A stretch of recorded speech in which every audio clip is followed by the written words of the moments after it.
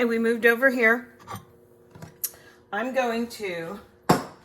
drained the potatoes. I'm going to put a little bit of butter in now and put the lid on. I'm not quite ready to mash them, but that will get nice and melted down. Because what we're going to do is I'm going to make the gravy in this. There's a couple different ways. Now, keep in mind, we didn't add liquid. That made a lot of liquid itself. Okay. Get that in there. Turn the gas on. Get it melted down. I didn't use a scoop of this because it's best if you can kind of gauge how much butter you put in, or oil, fat, bacon grease, whatever, some kind of fat with a flour. So I know that this is 4 tablespoons. It doesn't have to be exact. I'm gonna get this out. I love this little whisk from IKEA because it sits flat. It's actually broken, look. Can you see it's broken? I don't care. Oh no, I have to reach up in this cupboard to get my flour. I'm gonna try and do that without hitting the top. I gotta push you down a little. See if I can reach it. Excuse me, guys. Oh, sorry. Okay, I got it. Skillet's still in the picture, right? Yes. Moving a little closer. What I'm doing is I'm melting the butter. I'm gonna add equal amounts of flour. Then we're gonna take any kind of the broth, juice, water, whatever, and add it in here. I think this is gonna make a lot. I'm gonna use my strainer too, because I like to strain whatever drippings that I have and catch out all the little bits that we don't want. You don't have to do that, but I find it makes a nicer, smoother gravy. And I'm just using AP flour. That's all-purpose flour. I keep a smaller container handy instead of bringing out my big jug of it. So, all right, let's get this in here. Like I said, this is gonna make a lot, I can see. This is gonna make a lot. It's sticking to the side, so I'm like getting the little crusties off the bottom. Okay, how much flour? I don't know. I don't know how many tablespoons, but I'm just gonna do this. Broadcast it across. Maybe one more. I tend to use too much flour when I do this, so see, I probably did. So let me stir this around. And you want to stir it just until it's getting a little bit, it'll get a little bit browner, it'll get a little bit thicker, and the darker it gets, the more depth your gravy will have flavor. Okay, I am going to just go ahead and add a tiny bit more. But it's pretty much supposed to be equal. It's not exactly equal, but it's supposed to be about that much. Okay, there we go. See, it's a little bit thick. I want it to cook out the flour taste now.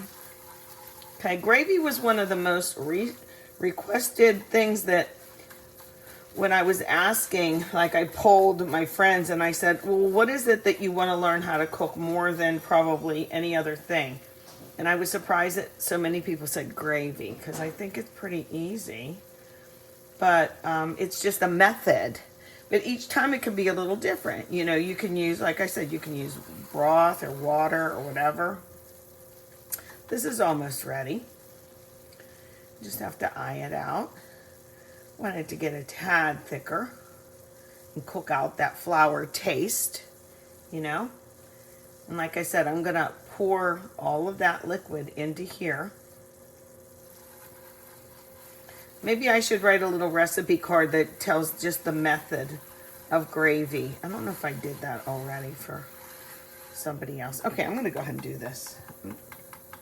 Okay.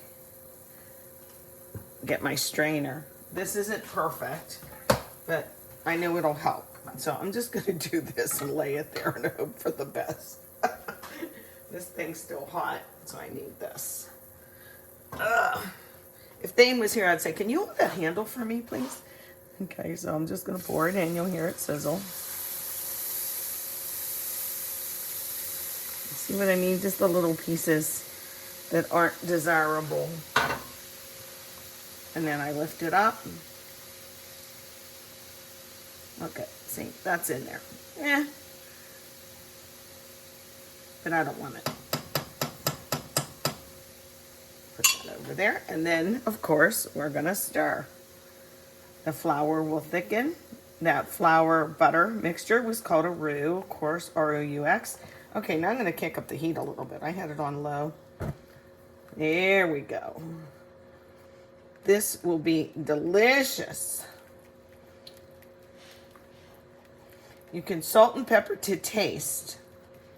But, you know, we use some products in our little Mississippi pot roast version that have, I bet, sodium already in it. Like, you know, the ranch powder, that, not au jus, but the oniony pouch. I tried not to get too many onions in. Look, I did pretty good.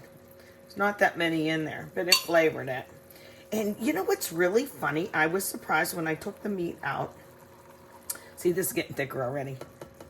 We'll let it cook down on low a little bit. But that you could sense the pepperoncini. I wasn't like able to identify it right away, but I was like, what is that? Smelling so different, and that's what it was.